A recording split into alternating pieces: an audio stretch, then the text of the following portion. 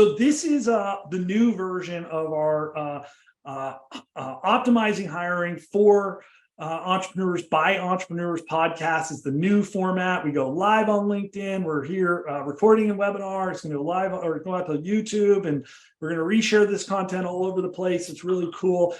Today's story, Jonathan and I was really inspired. I'll tell you that in a sec, but is Tales from the Crypt. Again, for all your 90s people out there, if you remember the show Tales from the Crypt, horror stories and frontline recruiting.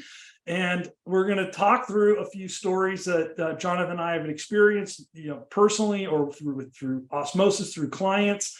And then we'll tackle some strategies on how to combat those issues. So, hopefully this will be kind of a fun conversation in that sense, but we'll both share stories and do some learning here. So, as I was beginning to introduce Jonathan, so Jonathan, he is old school from the beginning of tech. I was really impressed with the story you told me. You were like the first job board aggregator, right? You were collecting job posts and pushing them out all over the internet before any of these job board aggregators came to be. You've had exits, you've been an investor, you've started HR tech companies, so you've seen the whole evolution. So I'm really super excited. You're way cooler than I am. And now you have a company called GoHire, right? You're really focused on these frontline workers and streamlining and optimizing that process. So tell us a little more about your background, Jonathan, and help me fill in some of the blanks for the listeners. Yeah, so I started when I was 23, just 2 years out of college in 1996, and built the first, one of the first 10 job boards on the internet at the time. And my hypothesis, even from the early days, I would never even have called it a hypothesis, but my idea was there's got to be a way to use the internet. And that was still dial-up days. Yeah. There's got to be a way to get more qualified candidates talking to hiring managers. And 27 years later, 3 companies later, I think we figured it out. Well, at least I think I figured it out. And there's versions of it. But ideally, what having come from, this has totally got to push me over the edge of being old, but if you've ever got those AOL discs in the mail, no. That's what we were doing back in 96 and 97. We were sending software to technical recruiting teams and having them install it on their fax modem computer so they could send us job postings, and then we would post it to Monster, Career Builder, Dice, etc. on their behalf.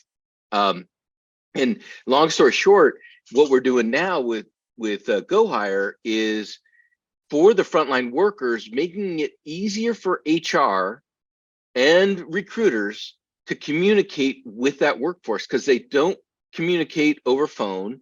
Like candidates, I use this in Fletcher, this is how we kind of started too, but I had an example on LinkedIn where I said, if you're trying to hire Chris, like a gold medalist forklift driver, and you're, say, Sally the recruiter, if you call Chris at 9:30 while he's driving a forklift, he has not got his phone on him. Yeah.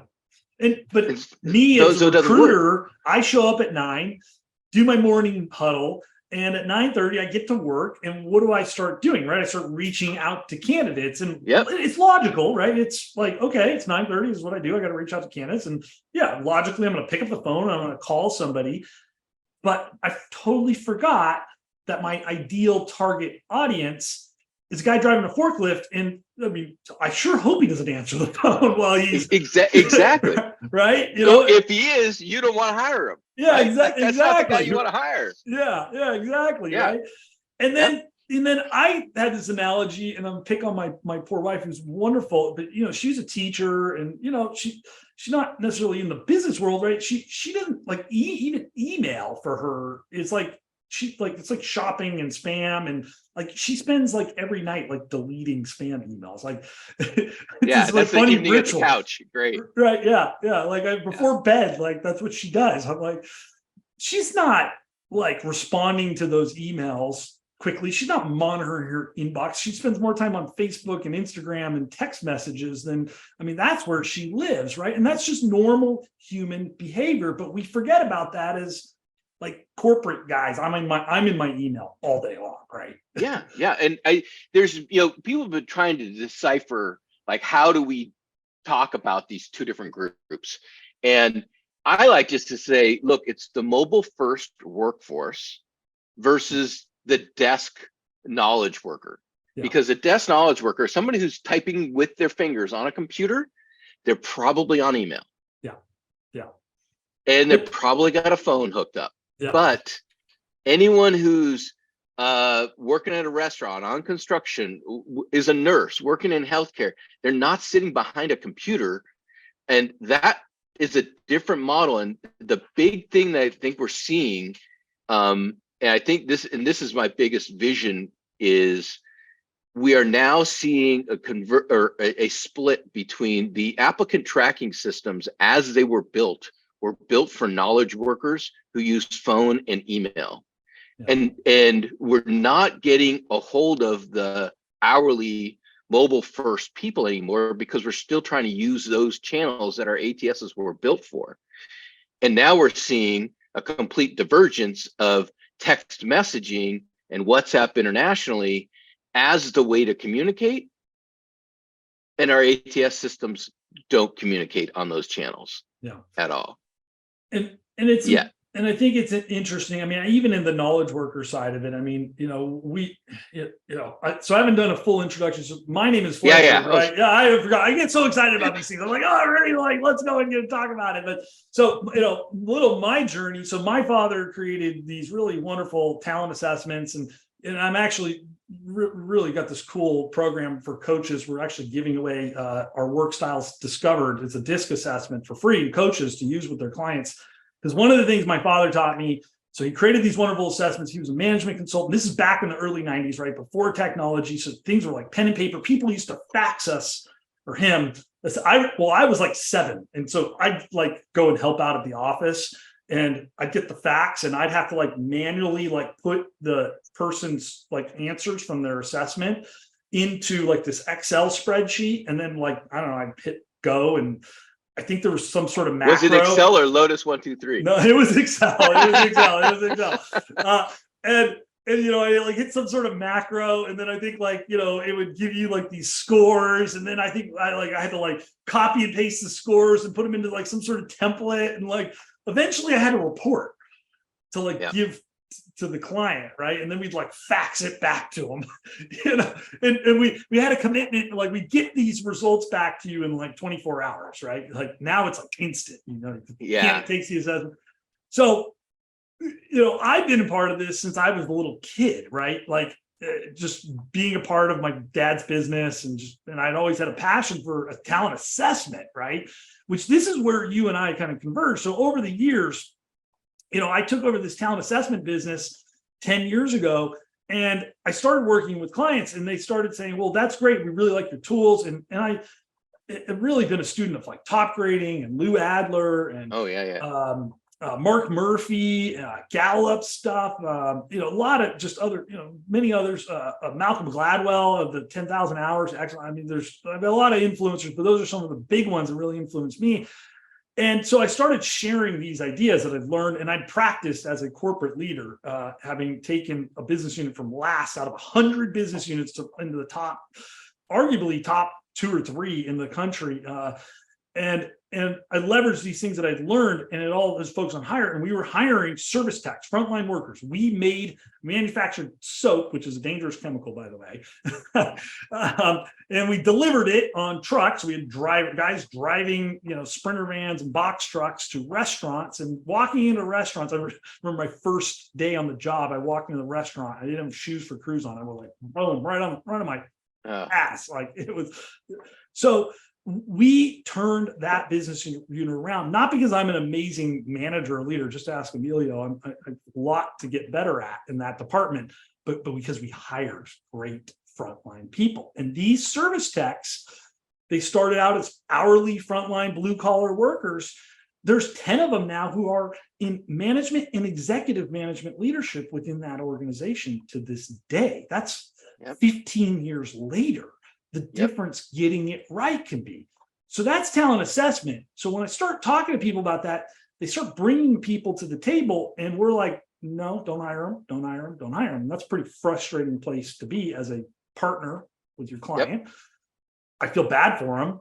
So we started asking questions. Well, how are you finding people? Like, what are you doing? Like, how are you marketing these jobs? And really over the last 10 years, we've been on the same path as you. It's like, how do we teach or help enable people to become great at attracting and engaging people so that you can get them through the evaluation process so that you can make a good hire, right? And so that born discovered a performance hiring platform, which is, I always cringe when I say this, but it's like an ATS, but it's not your normal ATS, right? It's a performance hiring platform built to attract, engage, and assess to hire the best people. And so that's been my life journey. So when I met you and when you started talking about text messaging, how important it is, I was just like, wait, we got to talk about this in some of your stories here. So I guess that's a little bit about my background. And in that background, right, again, I told a bit of a story. And I'll start the storytelling off, right, with this. So we hiring service techs, right? Blue collar workers is not a glamorous job. We're professional dishwashers. Is what we were, right? So not high demand, wasn't super competitive in pay. It wasn't like the bottom 10%, but we sure weren't the top 10%, right? So we got to go out and attract people. And we turned that staff over twice. It took me 1.5 years of hell. I was out there doing the job. I was in 18 months. You did a 200% turnover. We turned the whole staff over twice, right? There are people listening to this and go, "Wow, that was not bad." Right? Right now, I know that there are numbers way worse than that.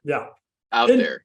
And as a manager, like leading this small team, ragtag team of guys, right? It was hell, because guess what I was doing? I was out there driving the trucks, servicing the dish machine, and I'm supposed to be this like young executive, like wearing a suit and tie. And no, I'm wearing the blues. I'm out there doing the work to service the customer, not what I had envisioned for myself, right? So if you're a manager, right, and we've all been here as managers to some degree, whatever it is, you have to step in and do the job and do your job on top of it. Talk about burnout, talk about emotional like trauma, right? And I mean, God bless any of those who stick it out and stick through it. But I mean, a lot of them burn out, especially these frontline managers. They're like, this ain't worth it. I'm out of here. Yeah, you're seeing it's happening, and it's happening not just with the management. It's happening with the individual frontline contributors, where they're having to do extra shifts. Because they can't hire people that they can train and keep. And I think and we've been fighting this for years, and it's always going to be like that. How do you fix it? Because the cheese is going to move a little bit all the time. And we had a lot of disruption post, COVID, and then post COVID, and everyone got really excited, hired a bunch of people, and then they're like, okay, now everything's settled down. And so, so we're always going to have those ups and downs. But the thing that interests me the most is recruiting. And I think you'll totally, I want you to jump in on this thing, is recruiting for the most part for frontline workers it has a repetitive process that can be automated, but we're not automating it because we're still trying to do it manually.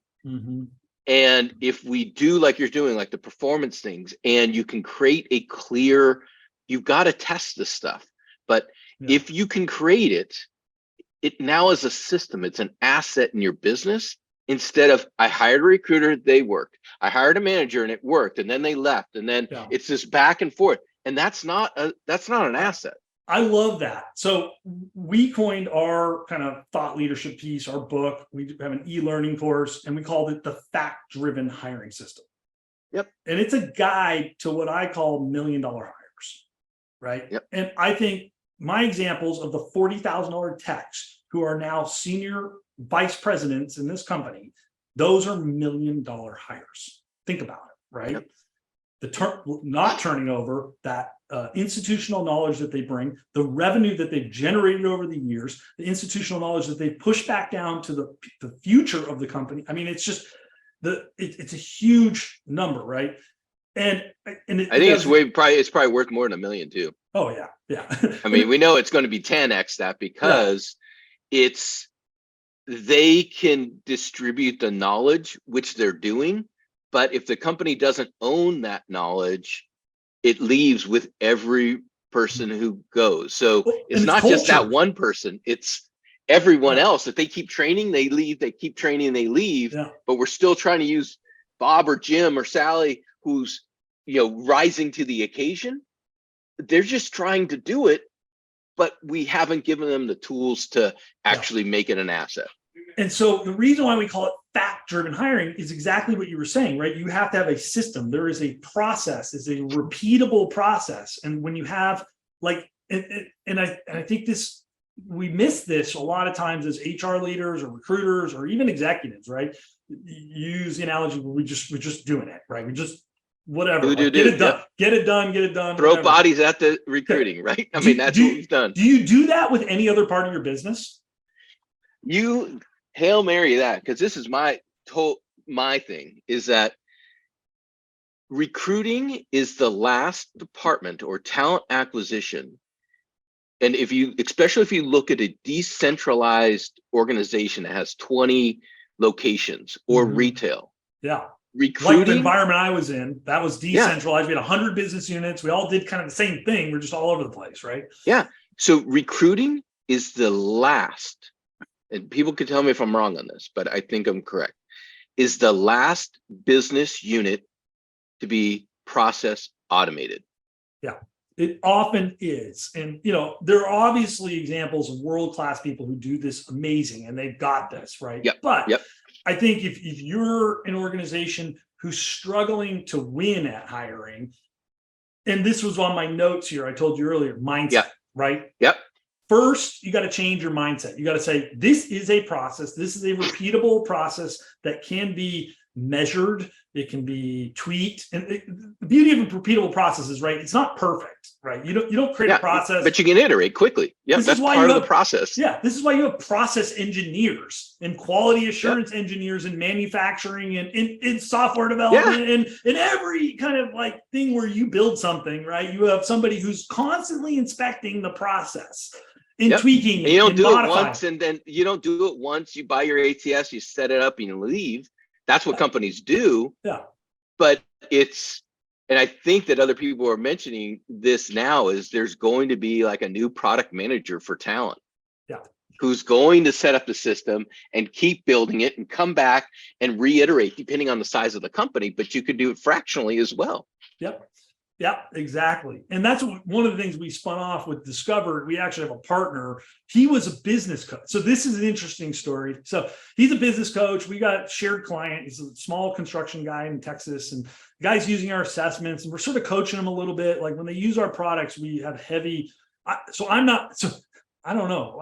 I'm not a true SaaS guy. I actually like anti-SaaS. So I built a SaaS product, but I hate the SaaS model where, you type in, I got a customer service request and talk to the bot and the bot like gets the answer wrong or whatever. And you can't talk to a human being.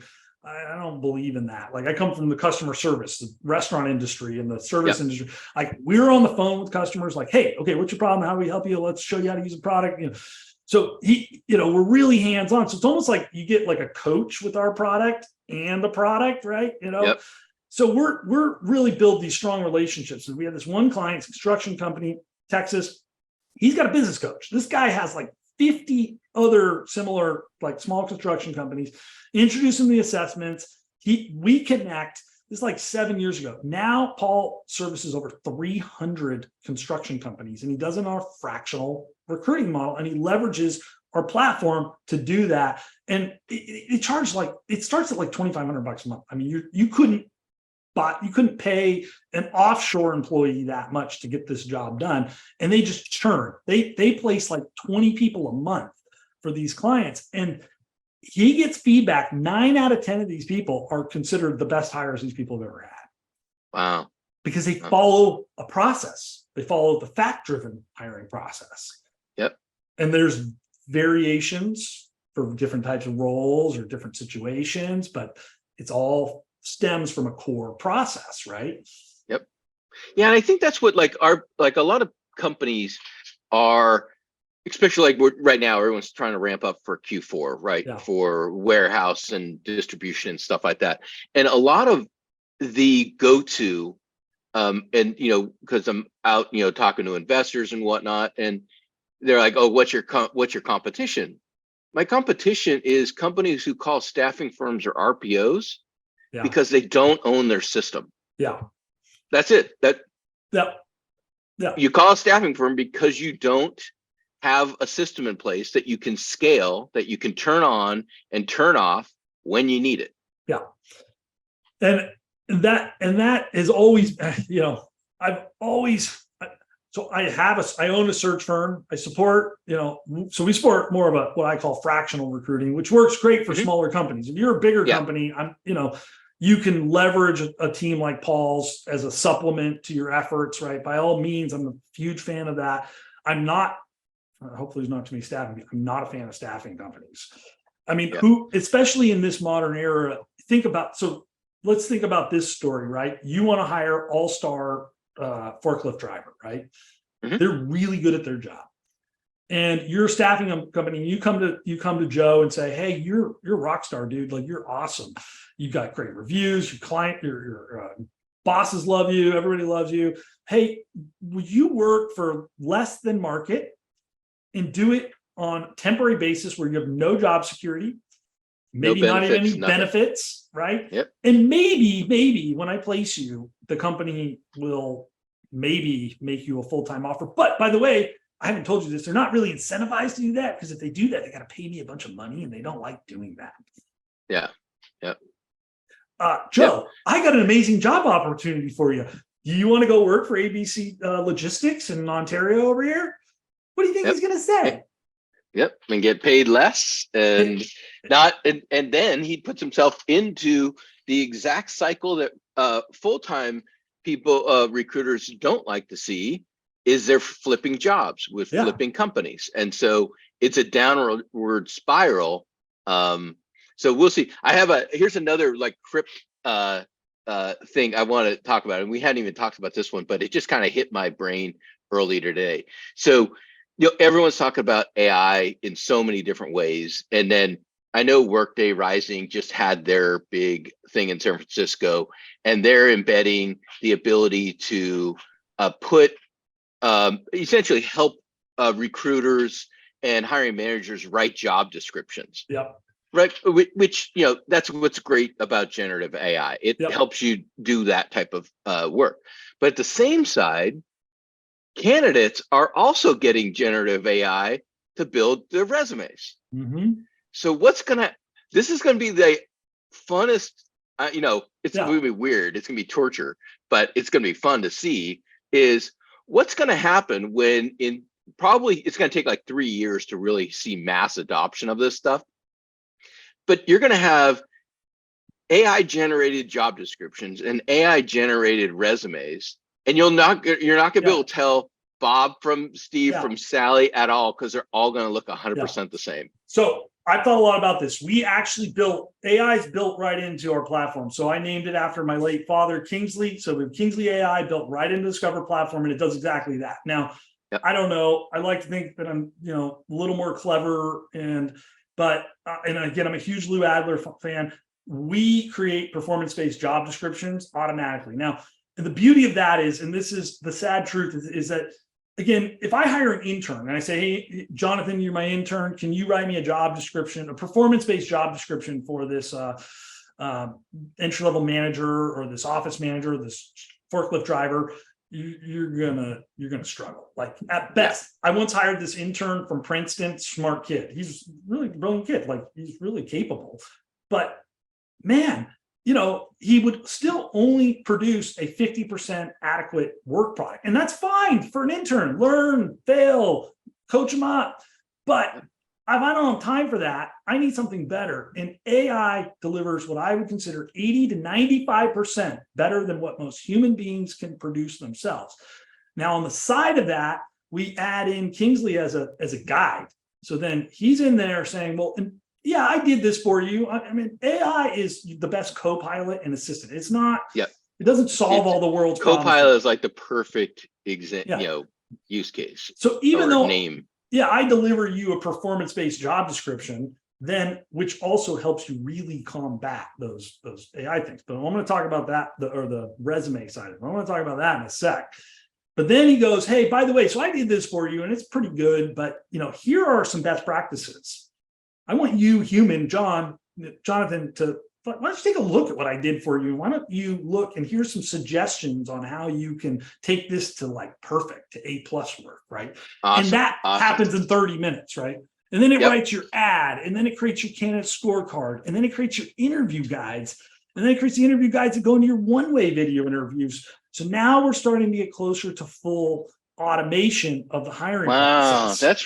That's awesome, Fletcher. I know this isn't like Tales from the Script type stuff, but the reality is, well, it is kind of spooky. yeah, I guess it is really scary. But what's scary for recruiters too, because it actually, and I would say it's scary for the recruiters who don't use it, and it's going to be scarier for the recruiters who don't understand the value of it. Yeah. Because, as we all know, and hiring managers, universally, interviewing is terrible because we don't train people well.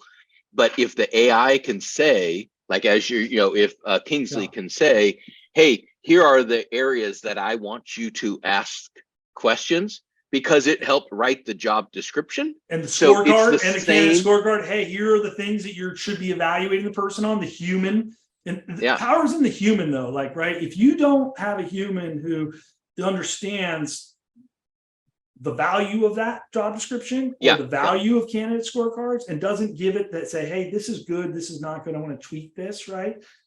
Now, let's just assume the human does that. Then they create a really powerful candidate scorecard. And then the interview questions are like amazing. They're like 99% great. I mean, that's just, I'm shocked at how great it does with the interview question. But then those interview questions tie right back to the 3, 5, 6 things that are most important. And there's your guide to the hiring manager. Yeah, because that's the biggest problem. It's the problem with, and I've, just so many people in my life are saying, hey, we're terrible. Well, actually, they don't admit it. They just are terrible at recruiting and interviewing. And they don't know why. And it's because they're trying to reinvent the wheel for every single job, for every single role. Even if they hire, say, a security job person 1 week, and then a month later they have to hire for the same role, totally separate set of interview questions. Like there's no consistency to it.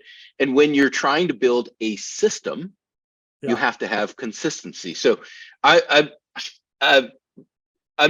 blown away with what you guys are doing with Kingsley, because that's awesome. Because that's just it should be in every small business hiring platform, for anyone from sales to, it doesn't matter, it's logistics, frontline work, or whatever.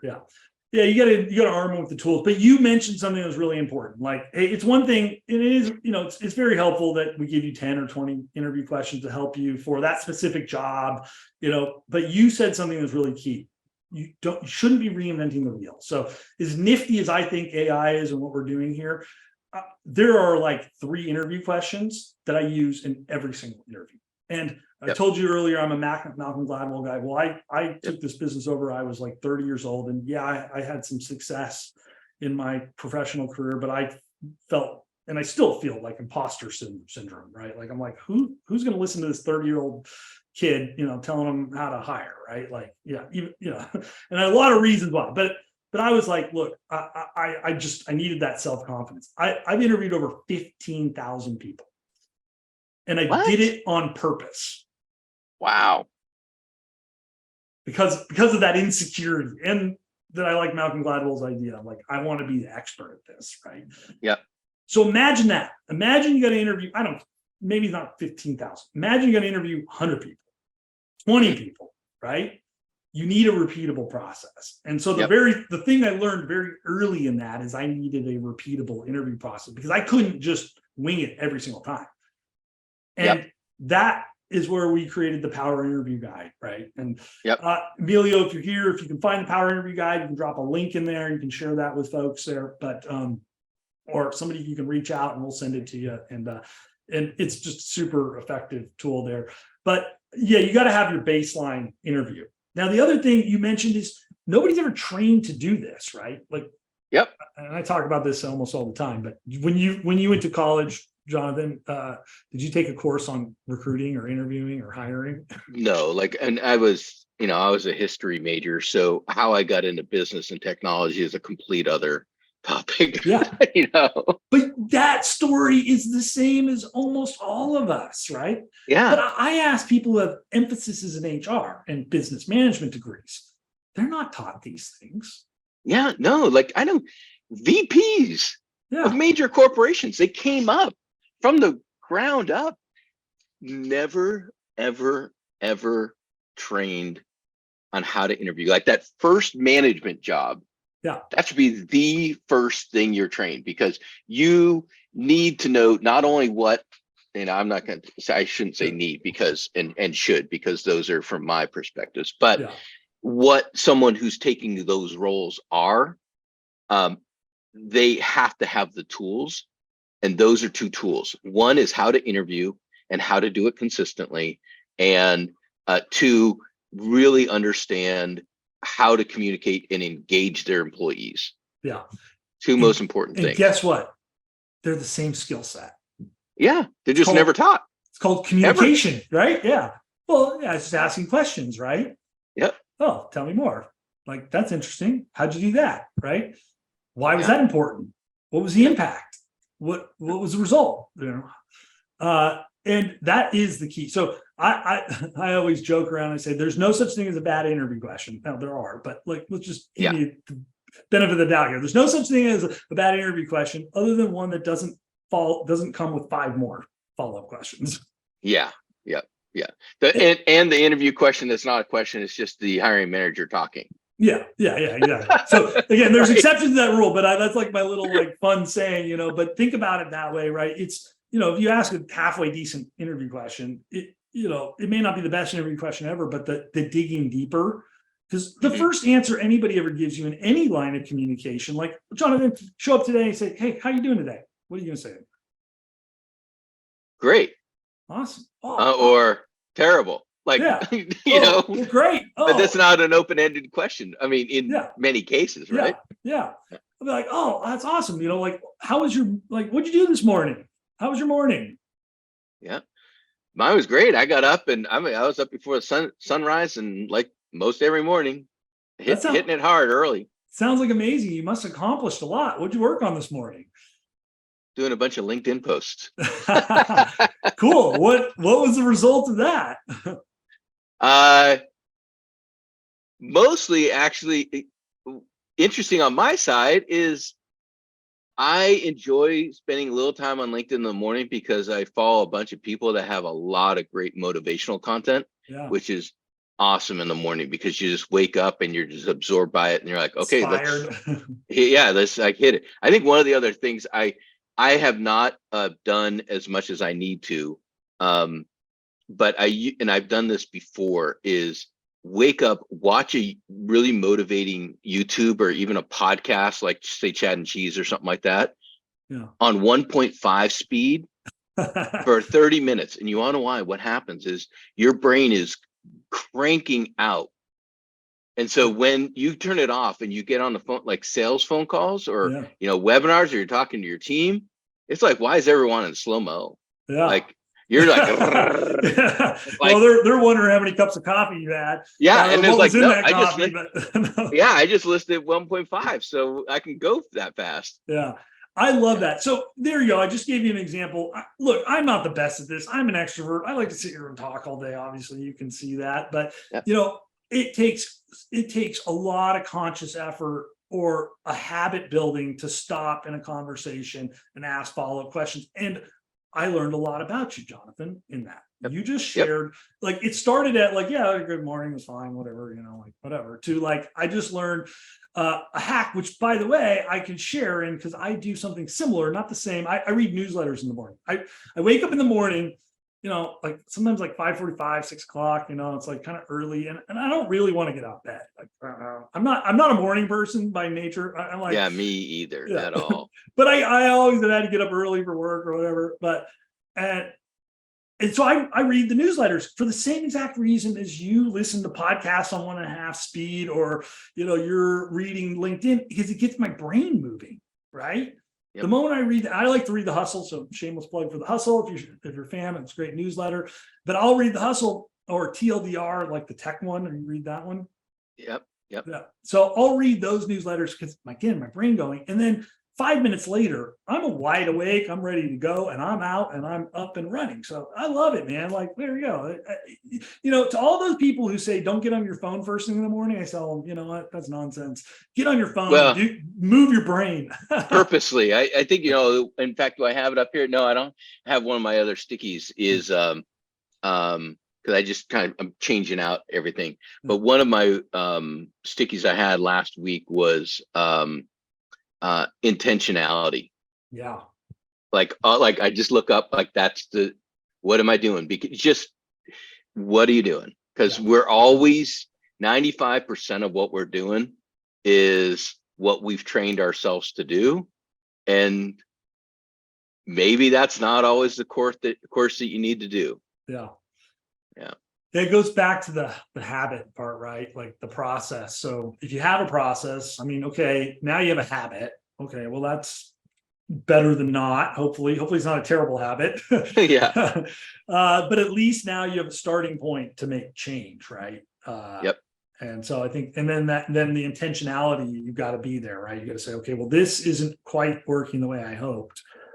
I want to start to do something different. Instead of picking up the phone and calling these candidates, I'm going to text them. Yep. Yeah, absolutely. Like I think that's the toughest part of what I'm up to, and why I even just started. I kind of going back to like my intro about myself. I've been a technical founder 3 times over in the space for 27 years. Yeah. And I have 17,000 contacts on LinkedIn, connections, first degrees, but I've never really posted on LinkedIn much. Yeah. And people are like, how'd you get so many? I'm like, because I'm old, right? Over the years. Yeah, like, and I was early, so people wanted to connect with me and stuff like that. And I realized I was talking to a couple of our podcast guys, and I said, we've been just complaining that TA and recruiters don't get certain things. Us being, the vendors and whatnot. And I said, really I asked myself, isn't the onus of our onus to actually teach them? Yeah. And so I said, screw it. It's time. I got to go live. I got to pick up every microphone. I got to get on every podcast. I got to get on, just start posting all the time to educate the audience, to educate HR people. Most people in TA and HR and the vendors in the space don't know that a hiring manager in a manufacturing facility, recruiting is 25% of their job. Yeah. And we assume that it's 100%, and it's not at all. Yeah. But that 25%, it's so fractured. They're doing so many things. It's make or break for their lives. It goes back to my experience of turning it over, having to go service dish machines. I had to install a dish machine in the middle of the night one time in a Baja Fish Tacos. It was the worst. Well, it was interesting, but it was the worst experience of my life as a manager. Right? Was it Wahoo's? No, Baja Fish Tacos. Oh, Baja. Oh, Baja. Yeah. Yep. Oh my God, that was a story. Yeah. So I had actually challenged the podcasters. I'm like, look, if you change your market to more educational, you'll grow your podcast. And I'm like, what? Why aren't I doing that? Yeah. Like, I should be out there saying, okay, look, I've seen pretty much everything from a technical standpoint that could happen. And even in artificial intelligence, there's so many people talking about artificial intelligence now. And I built two of the largest conversational AI platforms in the United States. One for Wells Fargo, the other for Kaiser Permanente. Much bigger, way tougher to build than a recruiting and HR conversational AI platform. No one knows that. Well, now they do. But no one ever. It's there's so much knowledge between my ears, and it's just I got to get out there and train people and let them understand. You solve the problem that I have been, I really is a tough problem to solve, which is candidate engagement. So, I mean, two parts. I mean, one is obviously a tool like text messaging is great. It cuts through the noise, gets to your target audience, starts a conversation, right? Yep. But then the conversational AI can help you nurture that conversation in a human engaging way. How do you leverage a tool like that? How do you make that like feel real and to add value to the candidate, right? Because it feels like a robot. I gave you an example before, right? Where I'm like, I hate SaaS companies because you go to their little chat bot and you put it in and they give you and you can't call answer Google or LinkedIn for anything, right? They're not going to answer any of that stuff. So let me I got it. Here's an example. We'll start off at this. So where we were talking about Chris. So how do you get Chris, this forklift driver? How do you communicate with Chris? Well, when you make a phone call to Chris, this is what Chris's phone is going to say. I'm just going to cover up my daughter's because the rest of it is all spam. But this is what my phone looks like from phone numbers that I know nothing about, right? This is what it looks like on Chris's phone when he goes to his break and he sees a bunch of phone calls from people he doesn't have any knowledge of. And I actually know all those guys are spammers because I get spammed all day long. So like everybody. And so what's Chris going to do? He's like, there's no call to action, right? There's nothing. And I don't recognize the phone numbers. So I don't do anything. Now, that's why candidates aren't responding. Number one, there's no call to action. Like there's nothing to say. And this is what we do is we give the recruiters and hiring managers ability to actually send a text message that would say something like this. Hey, Fletcher, this is John at GoHire. I saw you just applied for a position. Would you like to schedule a time to talk? So a couple of things. It's personalized. There's actually a message that they can read. And the response is really simple. Respond back with a why, and we can look up some schedule of times. So you're just making it so Chris comes in with his dirty hands on the forklift, looks at it and says, yes, okay, bing. And in manufacturing in Rust Belt states, as of today, in September 28, 2023, manufacturers, the recruiting and hiring teams are talking to less than 10% of the qualified candidates that they reach out to because they're using the wrong channel. And what we flipped that over to say is now 80% of those candidates are saying yes and self-scheduling themselves. And that has such big impact on the business because now you can talk to more candidates. So you can choose culture fit. You can choose candidates that aren't just can show up and breathe, right? The desperation it's a downward spiral, right? So we've seen this through here. And by the way, this isn't going to get any easier anytime soon, guys. Right? We're not creating enough people willing to do these jobs. We have immigration policies that prevent us bringing in laborers who can be legally able to do these jobs, right? So there's lots of things that this ain't going to go away anytime soon, right? This is going to be a constant pressure on our workforce for many years to come. Even though it is easing a little bit, it's feeling a little bit better, right? But yeah, it's that engagement. And so here's a trick. Ryan Eglin taught me this, but you got to respond back within like 5 minutes. Yeah, perfect example. It's just like sales. Like if I kind of use this because leaders, operational leaders and executives know this, and salespeople know this.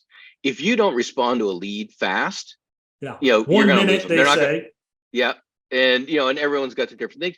And I had mentioned this, and again, going back to like why I'm on LinkedIn and things like that now, and my voice is, I made a video a while back, and it was like literally like 4 years ago, and I posted on LinkedIn, and I was on a webinar with another group, and one of the people on the webinar say, John, I saw your video and I changed our habits on how we hired from what you said in the video, and we hired people way faster, got everyone the people we wanted, and they all responded quickly. And I'm like, okay, well, no one 27 years, no one's ever said that to me. Yeah. And then I said, hey, can I talk to you later to find out what was going on? And she said the exact same thing, which I think most hiring managers or teams or anyone involved in the hiring team have the same thing is, okay, hey, I'm going to get a couple resumes. Let me just get them all together. And, if it takes 24, 48 hours, and then I'll start responding back to them. Or I'll review, send them to the I'll hiring manager to them. review them. The hiring manager's busy. He's out there They're gone. installing a dish machine in the middle of the night. I don't have time to look. I mean, look at these things. So it's just like this downward spiral. Like, I'm too busy to do what I'm supposed to do, but I need people desperately. And it just goes on. It goes back and forth, right? It's a complete nightmare. Then I start to make desperate hires. These people then don't show up for the first day of work, or ghosting, all that other stuff happens because of the immediacy. And the other, why this is such a big important thing, especially when we're talking about, and it doesn't matter about any type of candidate right now, but 67% of the people that you interview will take the first job they're offered, provided the salary is adequate.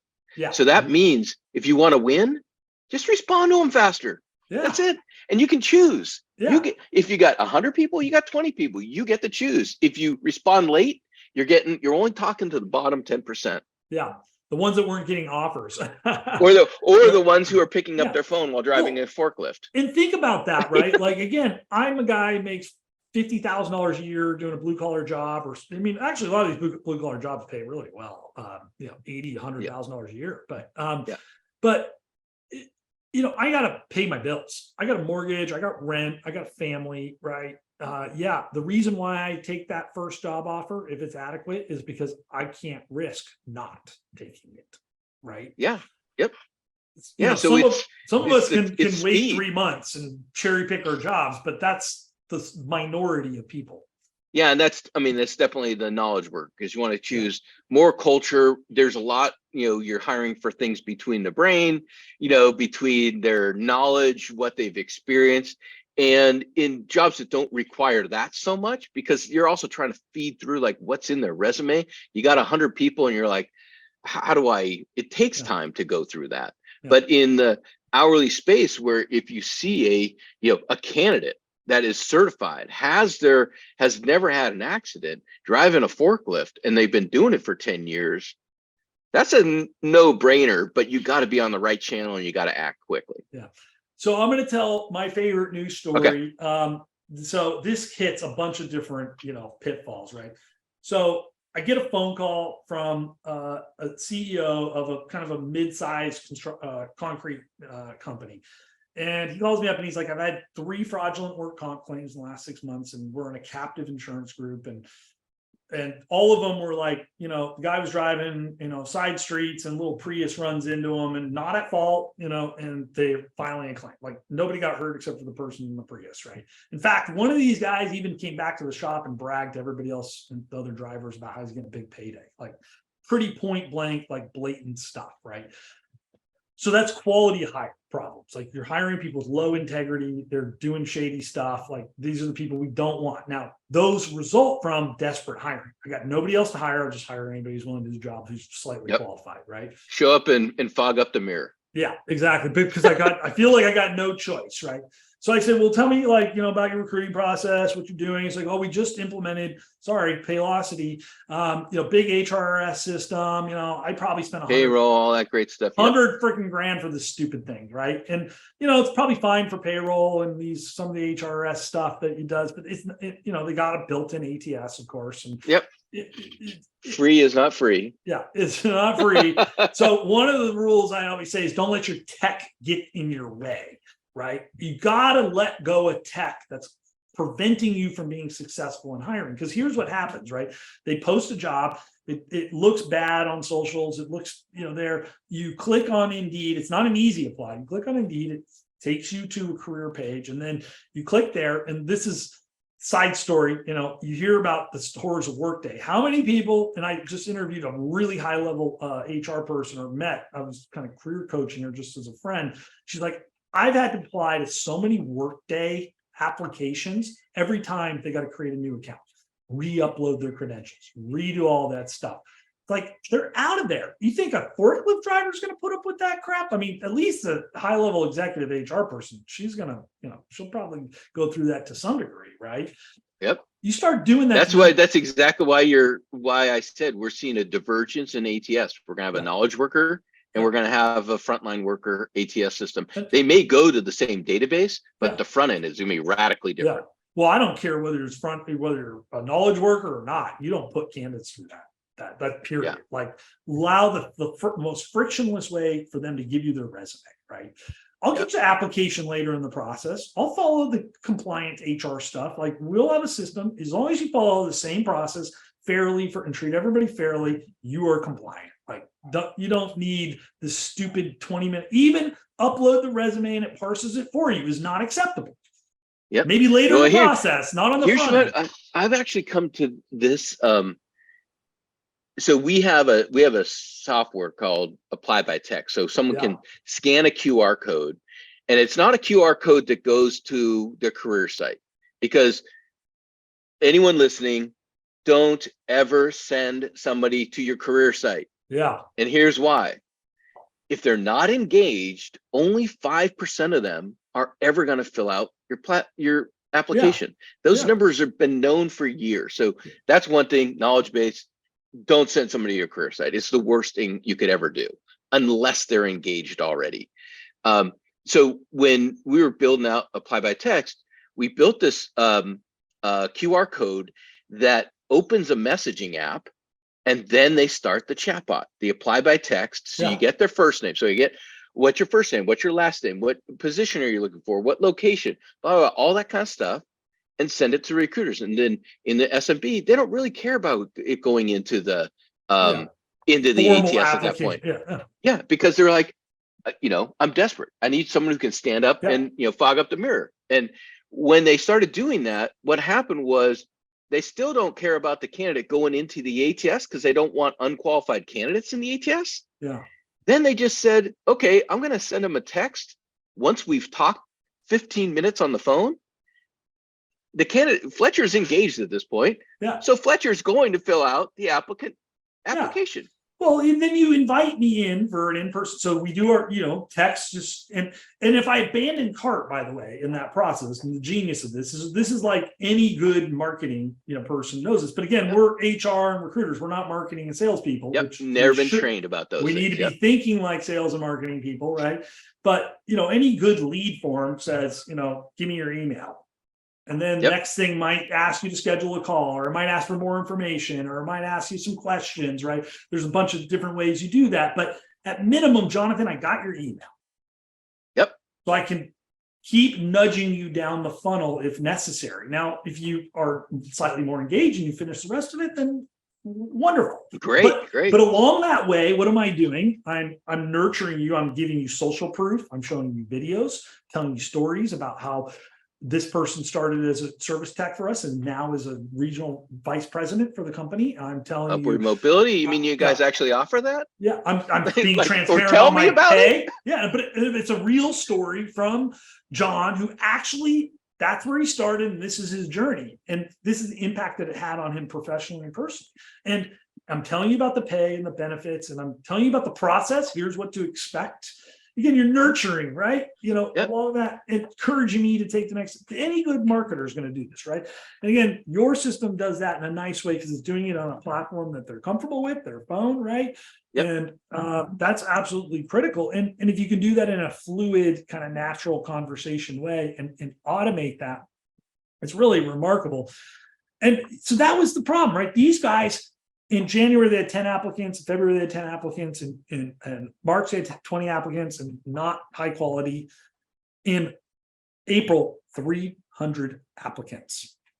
Wow. Wait. Say that now But we so know their the stats. Go back to the Paylocity, top. they put in $100,000 Paylocity system, supposed to do all these amazing things for them, and they get nothing, crickets. They don't make a hire. You know how much each one of those truck drivers produces in revenue? They're dropping $5,000 to $10,000 worth of product a day. Every day that truck sits in the parking lot, they're losing tons of money. And that's true for any frontline worker. Every time you don't have a guy working that machine, every time you don't have a server, every time you don't cook, you're losing That money. right there, what you just said, and I still want to go back to that, the Paylocity example. Go through the funnel so people get it, because this right here is a short that needs to get to a lot of people, which is, what's the business case of your ATS not working? Yeah. And your recruiting funnel not working. So say it again, because this is so critical to so many people. Yeah. So you're not filling open roles. You have demand for your products and services, which anybody in the frontline work world has demand for their products and services today, right? And that demand unfulfilled has a value. It's opportunity cost. You're not delivering product. You're not writing an invoice. You're not collecting money. And in this example, let's just say it's about $7,000 a day on average. They went 90 days. That's I don't know. 630,000. Yeah, there you go. $630,000 in unrealized revenue opportunity, right? And there's a whole bunch of other opportunity costs. Maybe lost customers for your free ATS. Yeah, and that was one employee. Yeah. Your free ATS just cost you $67,000. Yeah, exactly. Or not setting up your systems right, not setting up your process correctly. And all we did is we took down the barriers, we removed the process, we made it easy for them to apply, we distributed all the jobs in the right places. But the devil's in the details here, right? We repositioned how we talked about pay. They were talking about hourly pay at $16 an hour. The reality is these guys are working 50 hours a week. They're making like $80,000 a year. Don't tell an $80,000 a year person this is a $16 an hour job. Yeah, because they're going to do 40 times 16. Yeah, they can figure out how to use a computer too. Yeah, they're not dumb, right? But the reality is they know it. They're all, look, you're getting overtime. That's part of the package. It's part of the deal, right? Like you explain it to them. This is how we get you your bonuses and the things. And we did that back in the dishwashing business, right? We paid people $12 an hour, but they had like commissions and spiffs, and they worked like 5 hours in overtime a week, and there's all these little things. And they're really making $70,000 a year. It's not a bad job, right, for a blue collar worker. Back 15 years ago, it was pretty good. These guys were buying homes and sending their kids to Montessori and stuff. It's like it's a good life. This is Fletcher. We got to do more of this. You want to know why? Here's this educational piece like this is so critical to even the HR manager. Yeah. It's not, TA hears this stuff all the time. Yeah. And the leaders do. Yeah. But the HR managers who in a decentralized, especially in the frontline workers, they never hear this. Yeah. They're not on YouTube trying to figure out how to hire. They're not. And the more we can proliferate this kind of education, everyone wins. The candidates win, the leadership wins, the HR managers win, because they go back to the people in the back office and they're like, hey, Fletcher was a great employee. Whatever you're doing, great. Keep doing it. Yeah. They're drowning in paperwork, right? And I feel bad for them in that sense. They can't get out from underneath it. But yeah, they got it. Again, we talked about mindset, right? You got to change mindset. Like, hey, I got to think about this differently. I got to make this the number one priority. Now, I think that's true for the frontline managers. And obviously, as recruiters, it's a job, but if I'm a recruiter, that's the other thing. Nobody comes into recruit. Nobody's professionally trained to be a recruiter, by the way. There's no recruiting schools out there. So if you also hear, I fell into it. Oh, well, that's the only way, because there might be a college degree somewhere that you can get, but it's not like you don't go. My niece just goes to UC Irvine. There's not a degree in recruiting. There's HR, and recruiting is one segment the business, deal. Like, it's still not even its own thing, right? So you just got to take ownership. It's the mindset thing. You got to say, hey, this is the most important thing. By the way, we got to stop thinking about recruiting, talent acquisition, hiring as administrative function, but I start treating it as a revenue generating activity. And the moment you change your mind from that to it's a revenue generating part of my business, then everything else will begin to naturally fall in place. You'll begin to seek the answers to the problems and the solutions, and you'll change your behaviors on how, like, you'll move faster, right? You're going to be more engaging. You're going to want to deliver a value proposition. You're going to want to speak to people on their time and their terms in the way they want, all these other things. You're going to want to master interviewing, right? And so all of those things will begin to come together the moment you change the mindset, and that might be the first step in this journey, right? Yeah, and then I think the other thing about once you've changed that mindset is there's a ton of information out there. Yeah. But like, you don't have to go it alone. I mean, just start with like YouTube. I mean, just say, how do I write better job descriptions? Or, how do I talk to my hiring managers to get, even ask them, like, how does my hires how do my hires affect your production line? Yeah. How do my hires affect the revenue? And if you can't answer those questions, that's one of the first things to do. And I know you got people lined out the back of your office trying to get in and ask HR questions and things like that. But the truth is, a lot of those things are probably going to go away if you have the right people in the right seats. Yeah. And that's what happened to me. And my old boss, by the way, is my coach.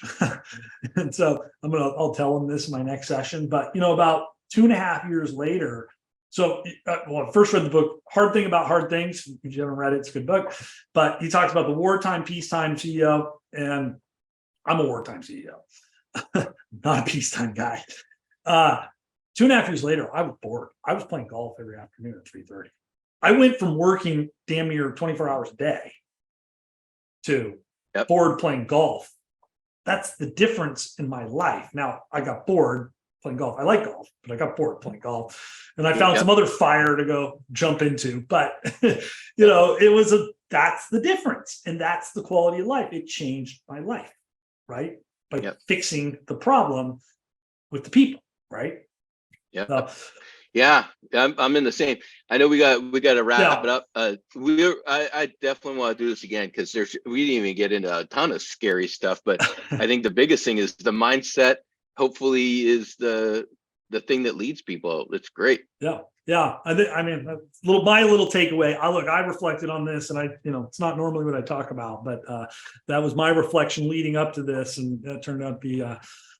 But so look, Jonathan, thank you. If anybody's looking to, got frontline workers, GoHire, text, and adding in the conversational AI and automating that process and the nurturing of those people in the front of your process. I mean, I think it's absolutely mandatory. If you're not doing that, then obviously there's other ways to do it. You can pick out your cell phone, you can text everybody, you can do whatever you want, but check it out. It's worth checking out, and it's worth just at least beginning to explore that as a solution. And then I'm sure Jonathan would be happy to chat with you about his horror stories or experiences and best practices.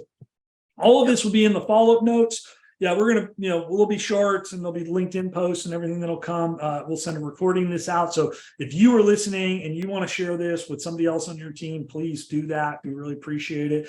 Might learn a few things. And so I will see you guys on the other side. And Jonathan, we will do this again. Yeah. Thanks again. Thanks, everyone. Thanks, guys. Bye.